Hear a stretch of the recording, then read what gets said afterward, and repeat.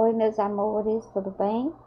Estamos aqui de volta para a nossa aula de geografia. Hoje nós vamos falar sobre a importância dos rios. Nosso estudo no livro, na página 299 até a 302. Espero que vocês estejam bem, né? Que o Papai do Céu proteja cada um, livre do mal. E vamos dar início à nossa aula. Nós vamos começar com a correção.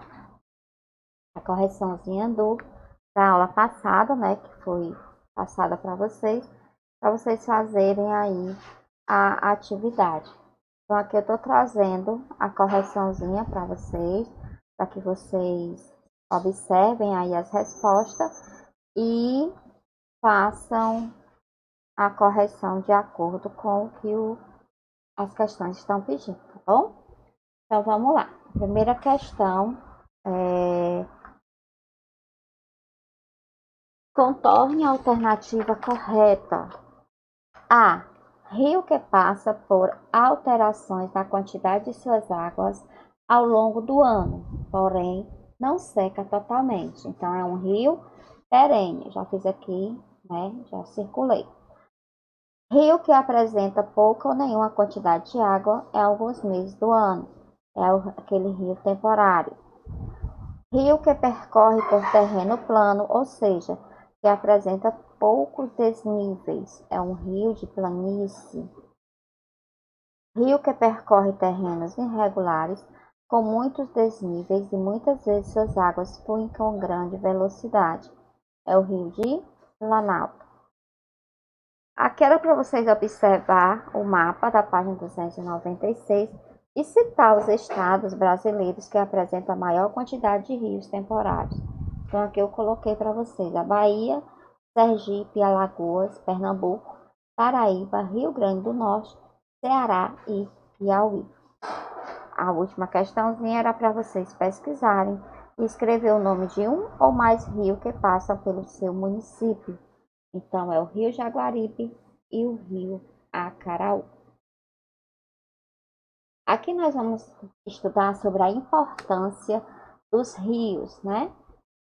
Os rios brasileiros são aproveitados para diversas finalidades, como irrigar lavouras, gerar energia elétrica, fornecer água e alimento para as populações e servir de via de transporte. Observe o gráfico a seguir, que mostra o principal uso das águas dos rios do nosso país. Então, aqui, ó, nós estamos vendo o gráfico e ele está dividido, né, em quais atividades ela é utilizada. Então, essa parte verde aqui, ó, é uma grande quantidade de água que ela é bastante utilizada onde? Na agricultura. E no lilás, a gente está vendo que 10% da água é utilizada onde? No uso doméstico, né? Então, é no abastecimento. E nesse abastecimento, a gente utiliza para beber água, para hábitos de higiene, como tomar banho, escovar os dentes. E aqui o amarelinho, que é 9%, que é o principal uso pecuário, que é a criação de animais. E aqui, principais usos industriais, que é na refrigeração de máquinas, no processamento de alimentos e outros animais, e outros materiais. Então, aqui é utilizado 6% da água dos rios. E aqui, né, como a gente já falou, o principal uso agrícola é na irrigação. Então, temos o dever, né, de utilizar a água, mas também temos que ter responsabilidade. Aqui, meus amores, é uma curiosidade histórica. Antigamente, né, quando não tinha a iluminação pública que hoje nós temos, que é essa iluminação que nós temos hoje, ela é através dos rios, né, que a gente vai ver aqui na página que apresenta. Então, as grandes barragens as responsáveis, né, que são as usinas hidrelétricas, pela nossa energia. Então, antigamente existiam os acendedores de iluminação pública, Quem eram esses acendedores? Eram pessoas que iam pela cidade com uma vara que possuía um pavio na ponta, acendendo as lamparinas das ruas. Tornavam-se objetos com a chegada da luz elétrica. Então, aí acabou-se, né? Porque chegou a luz elétrica, e é movida pela água dos rios, e aí essa profissãozinha acabou. É só uma curiosidade, né? E quando a gente está estudando, a gente começa a conhecer e acha que é interessante trazer para vocês. Então, essa profissão, né, tornaram-se objetos com a chegada da luz elétrica. Então, não existe mais essa profissãozinha aqui. Os rios e a produção de energia. A maior parte da energia que abastece as residências, os estabelecimentos comerciais e as indústrias de nosso país é proveniente das usinas hidrelétricas construídas no leito dos rios brasileiros. Da energia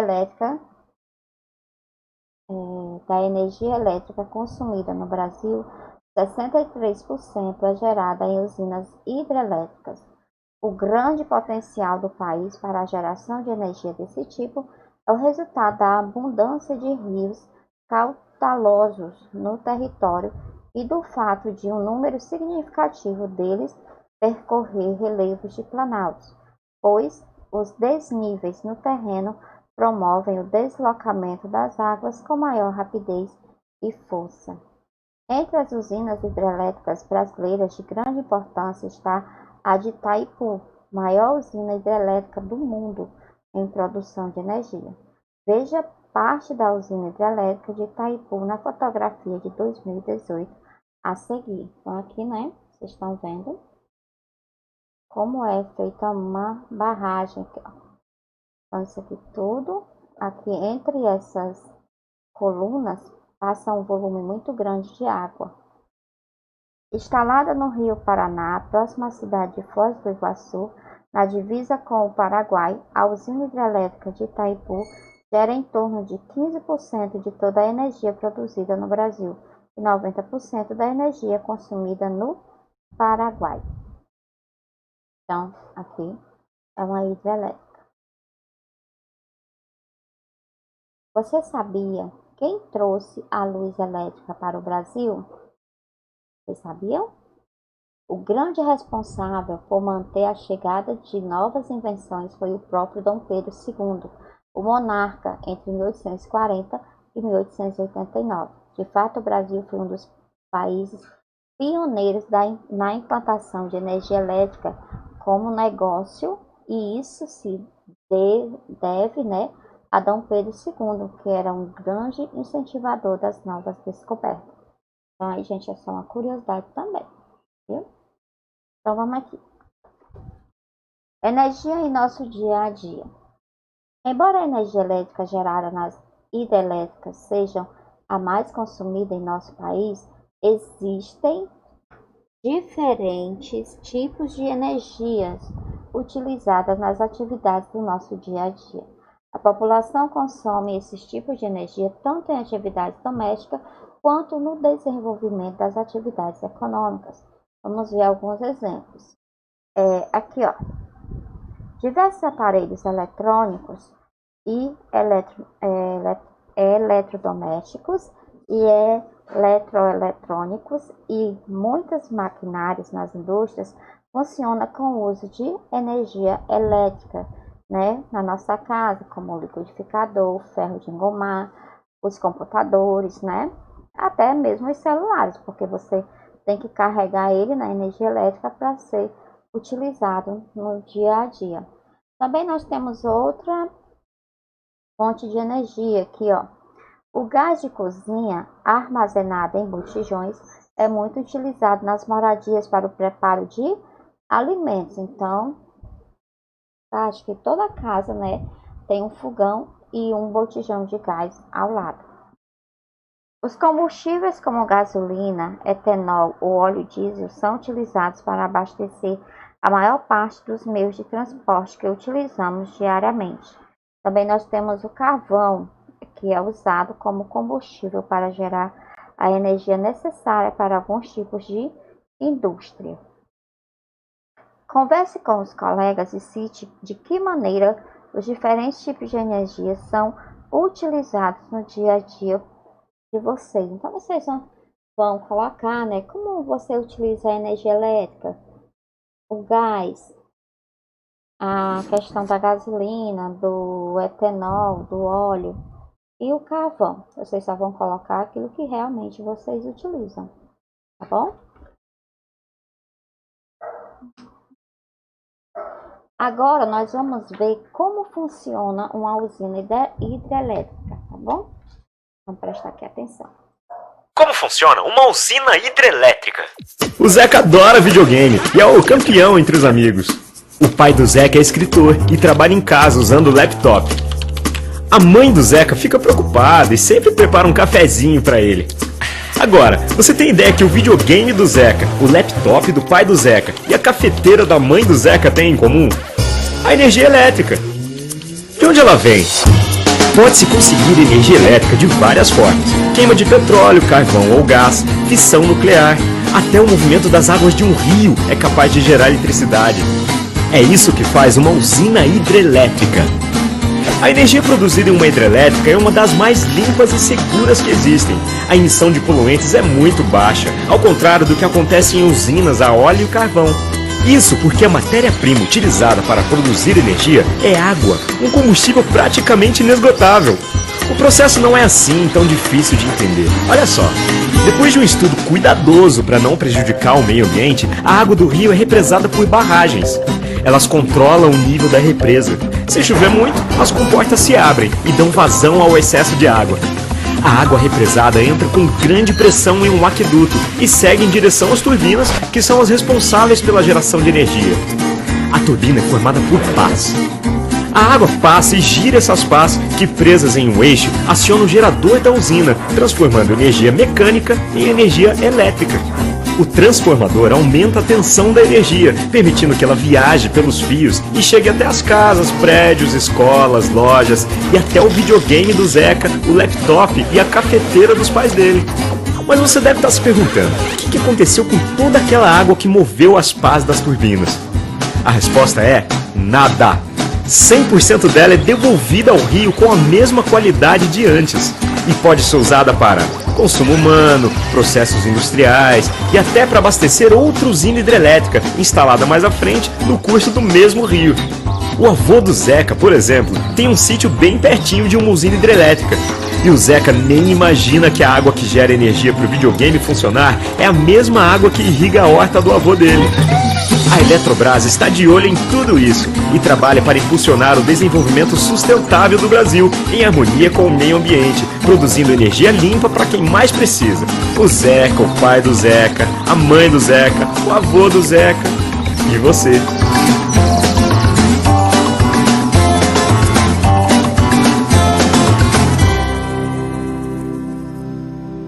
Então aí a gente viu, né, como funciona uma hidrelétrica. O nosso personagem principal foi o Zeca, né? Então, também trazendo para a nossa realidade, utilizamos a energia elétrica, né, basicamente em tudo, né, no nosso dia a dia. Agora aqui é a nossa atividade, né, que vocês irão resolver aí na página 302. Vocês irão observar as fotografias a seguir. Escreva uma legenda para cada uma das imagens, indicando o tipo de energia que está sendo utilizada e de que maneira ela está presente em seu dia a dia. Então, aqui a gente está vendo o gás, né?